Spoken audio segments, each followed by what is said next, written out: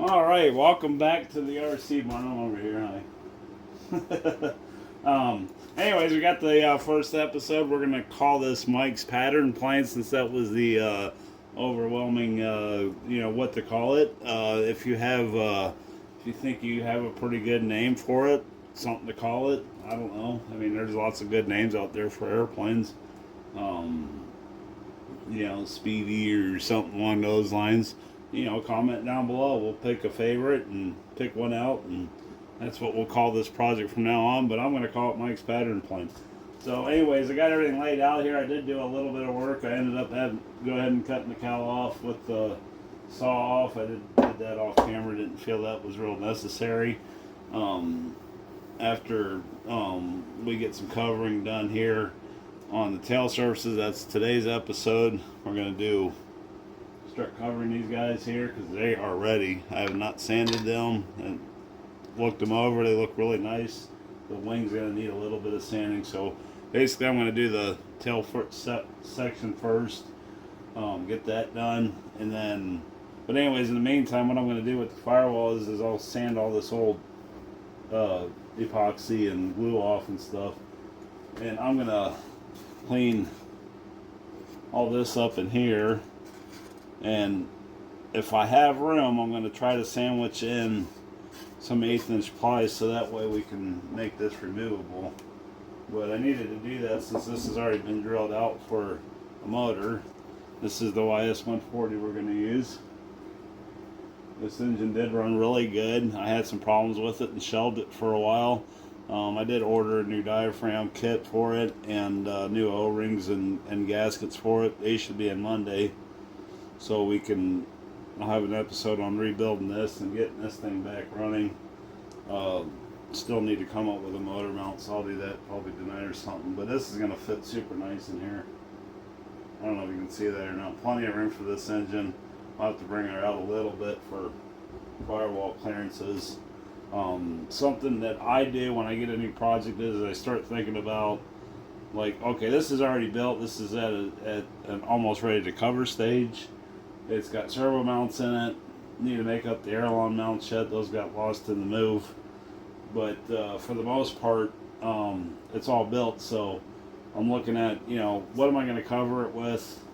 What engine am I going to install? Servos, fuel tank, all the little things, hinges that we're going to need to do this. So went out and picked up these nylon hinges from upstairs from Dubro. I'm going to run them on this project. And but the first thing I did is I measured my clearance from firewall to here, so that way, and I've jotted that down, so that way I have measurements before I do anything. So I got my logbook here. I know I don't show this a lot, but I called Mike up, the designer of this plane, and I said, hey, what were you going to do for landing gear? He said 1/8". Aluminum landing gear bent up, and then added in a 1/4" music wire for reinforcement. I asked him about CG on it. He said 25% of the aerodynamic cord would be plenty enough to get started for a test flight. So that's some of the questions I had for him on building this. If you're doing like an almost ready to cover, an old almost ready to cover plane, or secondhand like this, you'd probably get that information from either your instruction manual or online if it's a popular plane. So anyways, that's what I do, and I start getting the game plan together as to where I'm going to start and how this is going to progress. So I know this plane's going to be somewhat fast. It doesn't have a super thick airfoil to it, so it's going to be pretty quick in the sky. And the only covering I have to choose from upstairs that kind of looks halfway decent is Ultra Coat. I'm just about out of Monocoat, and the few rolls I have are already slated for other projects. So anyways, I don't know if you guys saw my how-to video last week on Mod Podge, but you can also use that in covering of airplanes if you're not particularly happy with your covering. Ultra Coat, are you listening? Hangar 9, your adhesion sucks on that covering. It doesn't stick. I got brand new planes that are only in the first, engine test things, and I got covering coming loose because, the adhesion. I mean, I'll just say it, it sucks. So, anyways, I don't want to have a problem with this, so I'm going to use Mod Podge. If you didn't see the video, it's this stuff here. There you go. You can pick that up at any fabric store, home, stuff like that. I think you can get it at Walmart. It's not super expensive. You can get it online, and it's a heat activated glue. So you put it on. I've already put it on some of my surfaces. You can see it's still kind of wet there. So I'll let that dry a little longer before you get going on the covering. But I'm going to put it on all the leading edges of this plane and any seams that I have, just so I can get that extra bit of durability out of my covering. So yeah, so for covering choices, I've been sitting here thinking about this for a couple days, staring at this airplane, all put together on the bench, and it's just screaming two-tone paint job with some stripes, and I want to accentuate the open bay area. So I'm going to do red transparent on the open bays. So like, here's the rudder. We'll make this transparent, and then we're going to put a solid around it. I'm going to go with blue, and I know it looks pink. We can call it pink if we want to. Henry 9 calls it fluorescent or pearl red. So what I'm going to do there is I'm going to do pearl red on the top, like a two-tone, and then blue across the sides. And then we'll do the rudder top in the pearl, and then have this window open so you can see through it with the transparent. I'm going to show you how to do that. And then the wings are going to be blue on the top. We're going to do a white and something checkerboard on the bottom. Haven't quite decided there yet where I'm going to go with it, but I know it's going to be white, so I have to go up and get a roll of white so I can do the bottom of the elevator. So yeah, that's where we're gonna go. I haven't picked the other color out for the checkerboard on the bottom, but maybe you guys, if I don't, that's something that'll happen later with trimming. So if you guys want to just pick a color out for it, have at it. Maybe we'll have enough of this. This is the only 2 rolls of pearl I got. Maybe we'll use that. That would bring the top and the bottom together. So anyways, that's the game plan. And then like I said, I'm going to use I'll use the pearl red for stripes on the wing and the fuselage in the blue areas. So anyways, let's get on to the time lapse, and we'll get the tail section covered.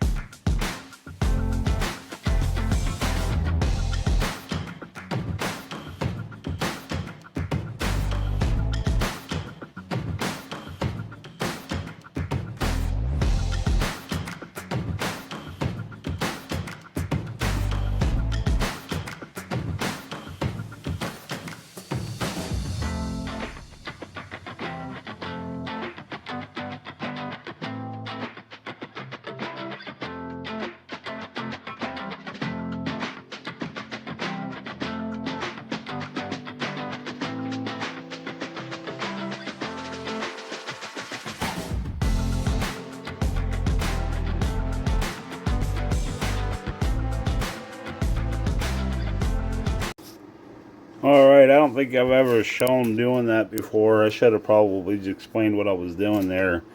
But here's the explanation. So I did this on the Forrestar 20 for the first time about 6 or 7 years ago. That was my night flyer, and I had LEDs all throughout, and I wanted to make sure that I had adequate light coming through for night flying, of course. So I came up with this idea to open, do the open areas first, and then use the part to, template out my monocoque. So when I started that Forrestar 20, I actually did it before I even put any glue to wood and assembled anything. I got all the pieces out, the fuselage sides, and I can I don't know if you guys have seen that yet or not, but I mean, it's all got all the holes cut out in the side of it, die cutting, and those are all open bays. And I did it the same way as this one. I've always wanted to do it again, and I'm like, this would be the project to do that on.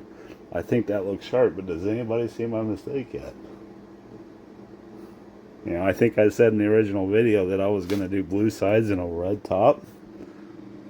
Red top, blue sides. This should almost be red. So I think we're going to switch that up a little bit. I was sitting here thinking about it, and I want the red and the blue to contrast each other, dark and light, colors. I'm not any artist by any means, but I can, it's my planes usually look good from we'll say the 20-footer rule. But anyways, I'm going to switch things up just a little bit, and I haven't quite decided what I'm going to do yet. I don't want the red with the transparent red. I want the blue to outline it. So maybe we'll just leave it.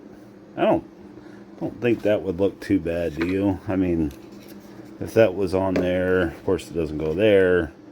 But if the red was on the bottom and then the blue, we'll try that. We'll do multicolor. Let's have fun with it. I mean, this plane isn't going to win any awards for sure with my covering job on it, but it's good enough for the RC barn for sure. So anyways, that took way longer than I thought. That little 1 minute or so clip of time lapse took approximately a half an hour or so. I'm gonna go ahead and start doing the elevator and all that off camera. You guys have seen me cover plenty of times. If you want to go back on my old videos, and sorry about the interruption there. If you want to go back on my old videos, you can watch the Ultra Sport 60 or Ultra Sport 80, the knife, explaining how to on covering. So then you can take it from there and use your own imagination. So anyways, I think that was the dinner bell. So I will get this other elevator and stabilizer and that covered, and I'll bring you back when I got more to show you. Alright, so I don't think I've actually shown that before. That turned out really nice. I like the way that looks. What do you guys think? Yeah, looks good. So anyways, I don't think I've actually shown this. I was actually in the middle of getting ready to cover the elevator and realized that, hey, idiot, there's no joiner for, the elevator rods, and I don't want to do dual elevator servos on this. The servos I got planned for it are probably going to be, or will be adequate for, to just drive the whole elevator servo. So no reason to do dual elevator servos on this one. We'll have dual aileron servos, of course. But anyway, so I grabbed some piano wire from here. I don't know how useful this is going to be to you guys, but I mean, you can bend piano wire. I know it's kind of hard to see. I've already done one here, one leg. So I thought I'd show you the other process. Now, I went over and marked it where I kind of thought I wanted it at. We're actually still a little crooked there. Biggest important thing with this is to make sure that you don't get any real extreme twists in it. You can straighten it out later if the one end is off a little bit or whatnot. We can address that later with the vise and some heat. But I just use a little propane torch. Now the experience will tell me that it's not going to bend here, that it's going to bend up here. So I've taken that into account. And we just light our torch. I like to use a real long piece here, and I just start heating it right at the base here. And you'll feel it when it starts to give in and starts to bend. It usually doesn't take much pressure.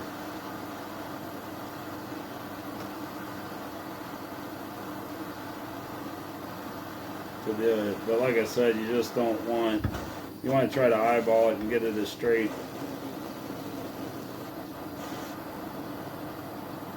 You know, get it as straight as you can. There it goes. Like I said, it kind of tends to go above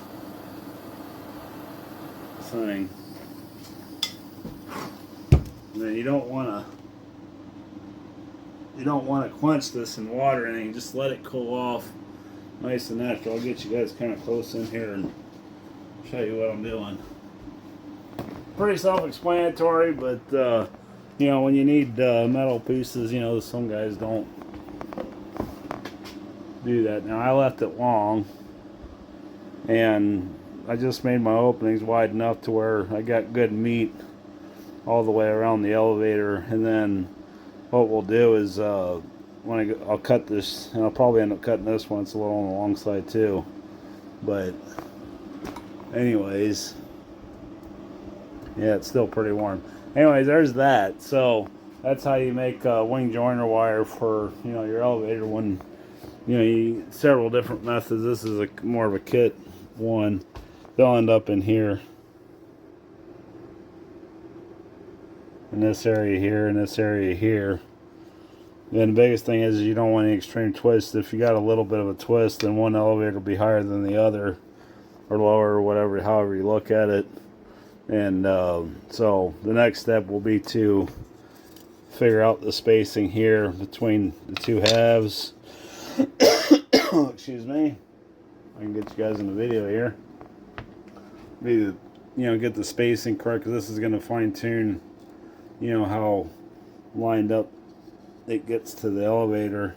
Not going to glue it in now. We'll drill the holes. We'll get it fitted.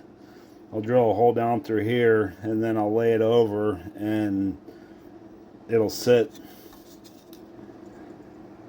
in here. You know, you want everything nice and straight. So anyways, I'll do that real quick. Once that cools off, I'm just going to use a side grinder to cut it. Angle grinder. You could use a Dremel. I got my angle grinders already over here somewhere, and I'll just use that. So yeah, anyways, I'll get that done and bring it back when I got more to show you. Alright, so I got that all finished up. This is probably the simplest way you can join an elevator, is with an elevator joiner rod like that. You can use dowel rod. You can space constraints, the way that this airplane is designed, there's not a lot of room between here and the tail, that, you know, is so it sits flush there.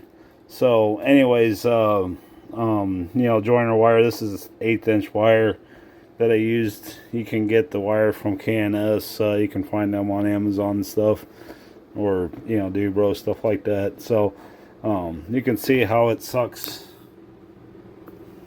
the joint in real nice in there. So I think for the style of plane that this is, the tight control surfaces are gonna almost be a requirement. So that's what we're shooting for. That's why I'm using the Dubro hinges there, because the Robarts tend to, when I get done with them anyways, they tend to leave a little bit of a gap between the surfaces. So anyways, I'm not going to glue this in now, but when it comes time for final assembly, these will get, you sand that up rough, probably with like 60 grit or something pretty coarse. Get the black off of it, and then it'll get epoxied in come final assembly. So yep, I'm going to get on with the covering job here. Alright, you can see where I'm kind of going with this. Yeah, I got a few wrinkles. I have not shrunk this yet, so keep that in mind. I'll hit it with a heat gun and get most of these wrinkles out. But I like the way that came out here. That really gives it a really good look. Now I did mark the front for the bottom, because he had it marked for top and bottom, so I didn't want to lose that. So there's that. I want to bring your attention over to the fuselage for a minute. Some of the problems that you might encounter. How's that look? That doesn't look too bad. Some of the problems you might encounter doing transparent covering that I've learned in the past is that this stuff, when you put it over top of each other, it will, get you a better view here. You can see this is the bottom of the fuselage. It'll darken the red, and if you're going for that real nice show quality finish, which usually when you're going with transparent covering, you've, at that point in time in your life, you're showing off your building skills, number one, so it's got to look nice, and because everybody's going to be able to see your structure, and you're also showing off your covering skills. So what I did is I took a whole roll of covering and I spread it out long ways. I got a measurement. You guys know I like to measure my covering from here to the tail. I went a little beyond that just so I had some excess. And basically I'm going to wrap the bottom, and then I'm going to go down the sides, and then I'm going to trim it. When you're covering airplanes, you start from the back to the front, and usually you work from your bottom, top, clamshell that around, and then do your sides for field, proofing. Like I said before, this, you got to make sure your field proof is right. So above and beyond, this keeps moving on me. Above and beyond that, the looks, you need to make sure that your plane's protected. So we're doing that the best we can on this. I'm pretty confident that nothing's going to peel up or get fuel underneath of it, even on our elevator where I did the cutouts. I put the Mod Podge down so I make sure I got really good adhesion there before I did my outer layers. So anyways, what I've done is I took this and I split it down the middle and I creased it. Now you guys probably can't see the crease, but it's right there. I'm going to start with the bottom. You don't want to start with the side and then roll over 3 times. Start with the bottom. This is going to eliminate all the seams that's going to go across here. Now we're going to do the blue on the front and the top. So all I got doing right now is covering this up, and then I'll work around it, if that makes any sense. So we'll just cover this here real quick. And I'm just going to start tacking it down. Now, like I said, I literally folded this thing in half and put a crease down the middle, so I knew kind of where my middle line was. I'll just start tacking it down, running that crease right down through the center of this. So that way we make sure we have adequate covering to go all the way around. So one way to get a nice covering job, you just want to adhere it. You don't want to shrink it. You want to save all the shrinking for later. But I'm going to go around. I might run out of room on my cord here. See, I'm just not putting any pressure in. I'm just getting it to hair down so that way it's nice and tight. We're not too worried about wrinkles right now. We'll get those out later.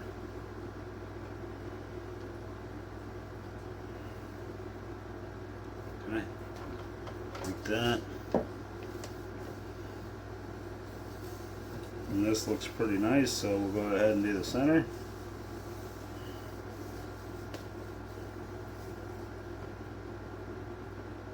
And I don't have this hot. This is not, it's warm, but it ain't shrink hot, if that makes any sense. Okay.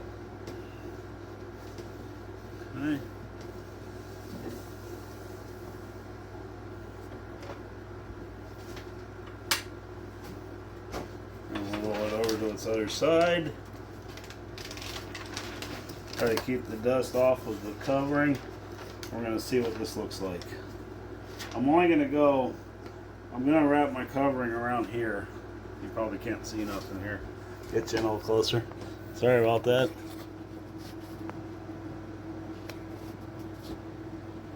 So you can see how it's We got our wrinkle there that we can work out. I was hoping that this wasn't bowed at all.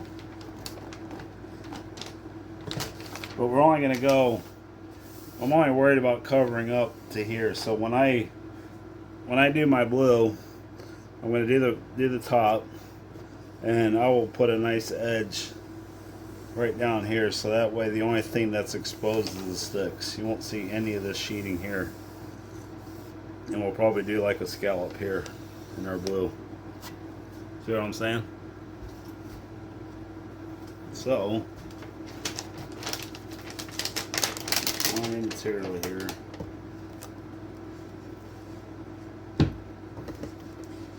And like I said, I'm just going to start adhering it down. And I'm pulling on this part of it so that way I can get the wrinkles out. Not worried about this part up here being too pretty, because we're gonna, like I said, we're gonna cover that up with the blue. Probably gonna have to change camera directions here quite a bit as I move around here. I don't know if you guys like this type of content or not. I try to slow down, and that's the biggest thing that I need to teach myself is patience with doing this stuff, especially with this. Now I did a 4-star, I built a 4-star 60. This was many moons ago. One doesn't exist anymore, unfortunately. And I bought it as a winter project to build. And yeah, I bought it as a winter project.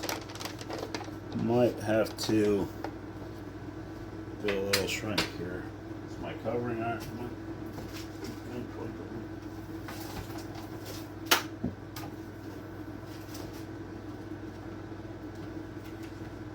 I bought it as a winter project, and I ordered the kit, and this is like in October, and it's in Iowa, so it's, you know, it's definitely winter time. See what I'm doing here is I'm heating this up, and as it heats it'll shrink a little bit. I can pull it really tight, and I can get the wrinkles out as I go. This works really good on wingtips. And then you tack it down, no wrinkle. I have another one here soon though.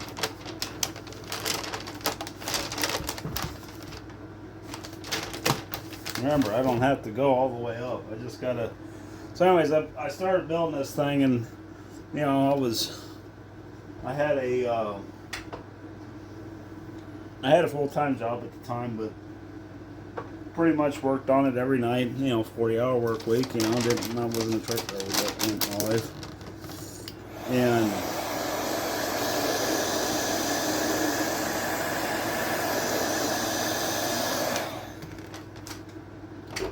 anyways, I ordered it. It took like a week to come in, and I mean, a month goes by, or 2 weekends goes by, and this thing's framed up. It's ready to rock.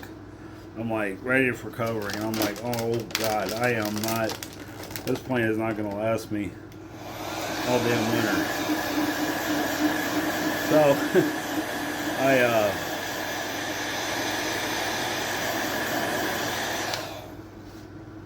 That'll work quick here. So I decided to cover the whole thing in transparent, and I tell you what, that covering job took me 2 months, working on it almost every weekend. But man, did it come out nice. Like I said, unfortunately the plane's not around anymore.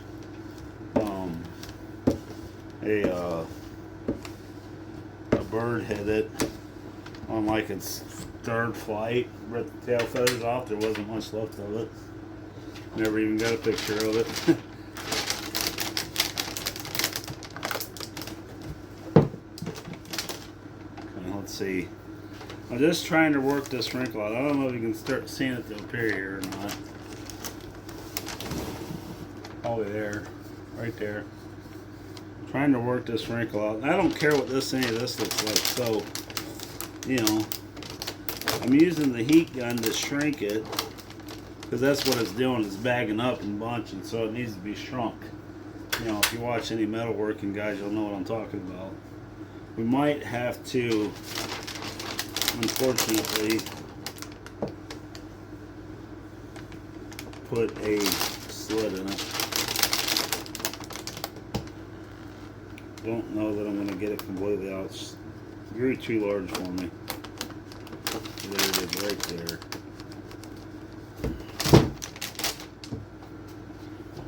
But there again, I'm not that worried about the top. I wanted to work it out, work it out, work it out. Where's my scissors at? So now that this is all teared down, I'm going to go ahead and trim it so I can get a little closer to that wrinkle there. This is still very good covering.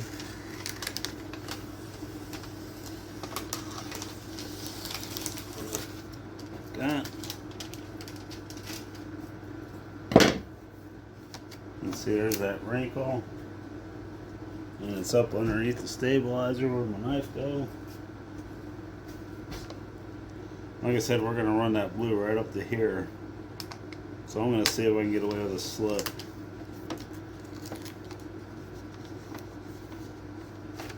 Kind of right there. You know, you might be able to.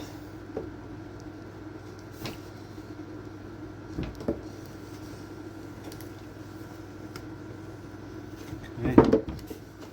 Not too worried about how much overlap I got because we're going with a dark color.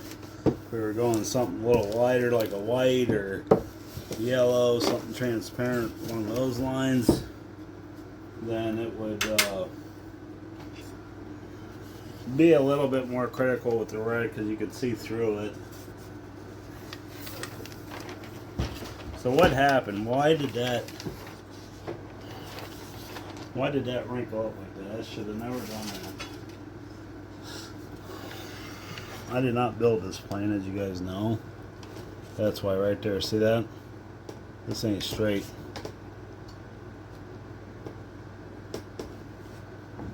So I started here. I'm going to start here this time.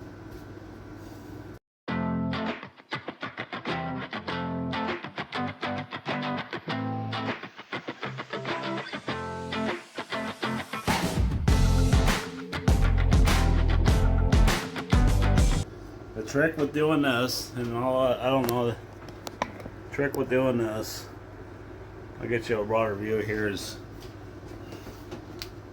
I like to put my elbow or whatever I'm trying to pull, because you gotta put some force behind this. And that's why they tell you leave a couple of inches of covering for something to grab a hold of. Now I got more than that, but I'm not too worried about it. And as you heat this up, you will feel this covering.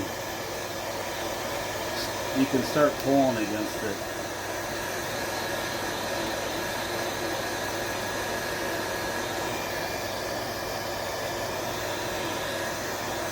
And as you do this, you want to keep some tension on it. There it goes.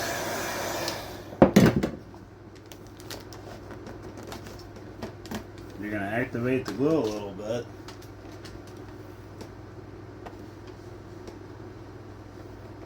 Have your iron handy so you can tack it down.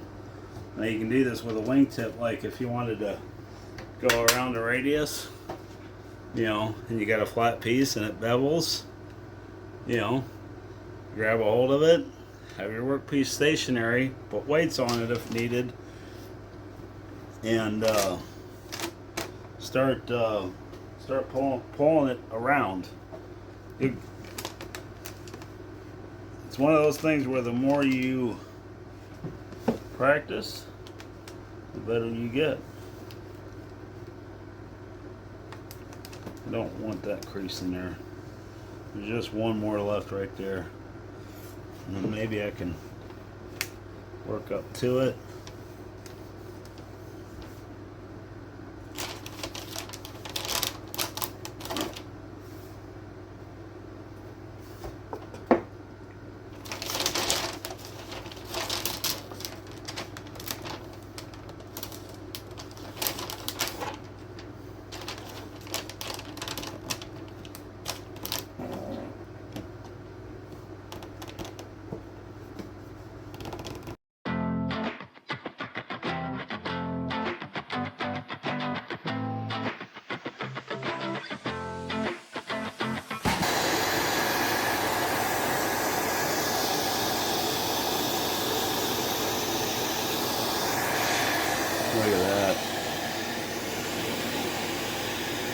a little bit of time,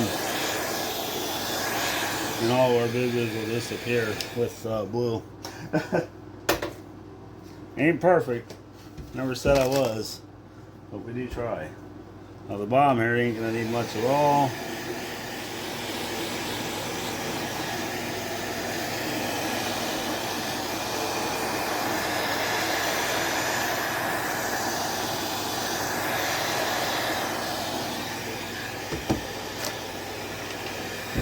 This side's gonna need quite a bit.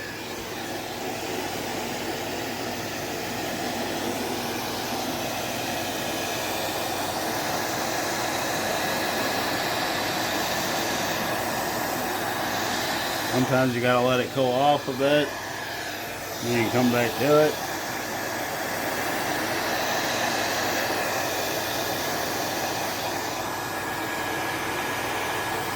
If you get it too hot, you'll put a hole in it. There we go.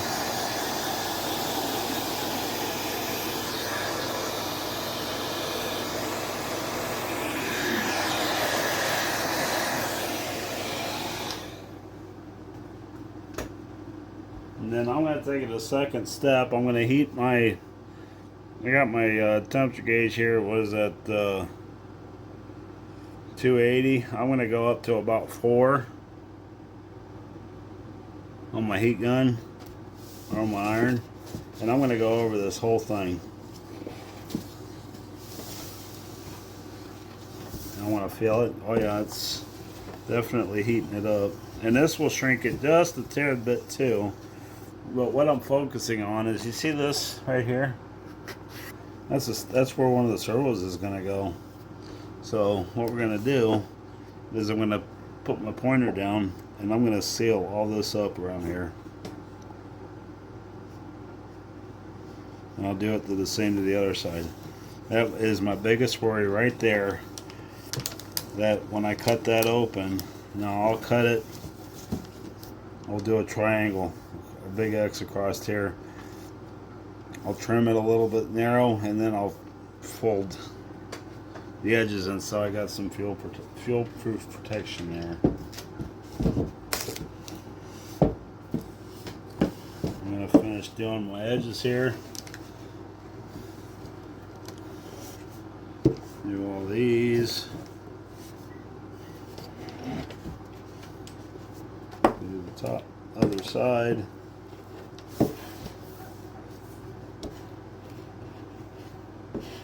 I want to make sure it's nice and adhere down. And again, around this servo arm, servo mount. You can see it changing colors and it's warm. See that?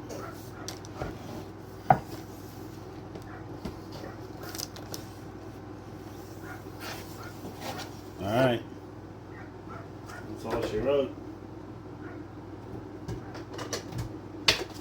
For this part of it anyways. And like I said, from a distance, it probably ain't gonna look too bad. Let's get a, let's see, knife. One more thing here real quick and then I'm probably going to, yeah, I'm gonna go ahead and cut this video here.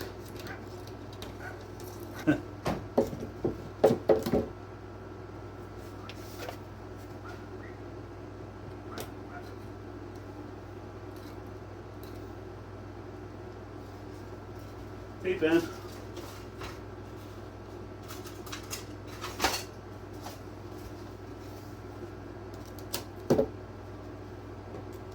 Gotta have a somewhat of a glamour shot here anyways.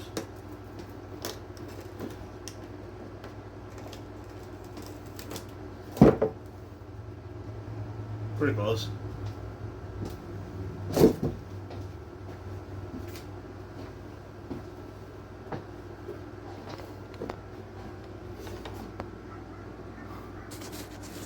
I think. Yeah, I mean, can you see where the top would be if I can get my finger pointed right here? blue, and the whole nose will be blue. And then we're going to take, I think, some of that, we'll call it pink because that's what it is, pearl red, and we're going to do something with the wing on that, probably some kind of checkerboard design. I'm still trying to think that up in my mind to complement the rest of the stuff that we have going on here. We'll get that trimmed off in the back, and then yeah. So anyways, I want to thank you guys for watching, and if you can see me here, yep, thank you guys for watching, and all the new subscribers, I mean, welcome. I don't think I ever even finished my story. So anyways, there's the Super Sportster. That plane has been restored a couple of times, been through 3 radios, 4 motors, something like that. Got a ton of flight time on it. That's the, like I said, the first plane me and Dad built. And then Mom covered. I redid it about 8-9 years ago. Flew it for a few seasons and determined that it was I liked it too much to risk it to flight anymore, and glue joints are letting go. So it was time to retire it, so it lives up there with its equipment in there that was original to it. So motor's still good. I might see if I can find me an old junk Canby 40 somewhere just to stick on there for display purposes, but don't really need another 40. So anyways, I've been like I said, I've been flying for a really long time. I got out of the hobby you know, probably for 4 or 5 years during the end of my high school career and going into adulthood. I picked it back up, I think, in like 2001 or 02, where I started finished scratch building my Scorpion 60, and it's blossomed ever since then. So, you know, here it is, 2024. You know, quite a few years experience. So I enjoy all aspects of the hobby. I enjoy building, covering restorations, engine restorations. I haven't done a whole lot of that on the channel. There's other places that you can find those at. I don't want to become an engine channel, but I do enjoy my engines. I got a lot of them. There's some new ones over there. My engine cabinet. Well, I ain't gonna. Oh. Alright, you talked me into it.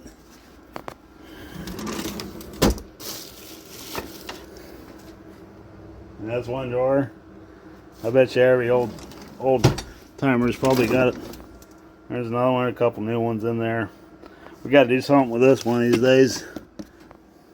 That's one of them gas glow engines from Mike Goes Flying. Sato's in there. And then there's another bin around here somewhere with nothing but engines in it. But anyways, thank you guys very much for subscribing, and please like, comment, any questions on any of my videos. Don't really get a whole lot of comments on them, so you know, if you do have any questions on any of the stuff that I've done, just feel free to comment, and I usually will respond pretty quickly. So anyways, we'll catch you guys on the next one.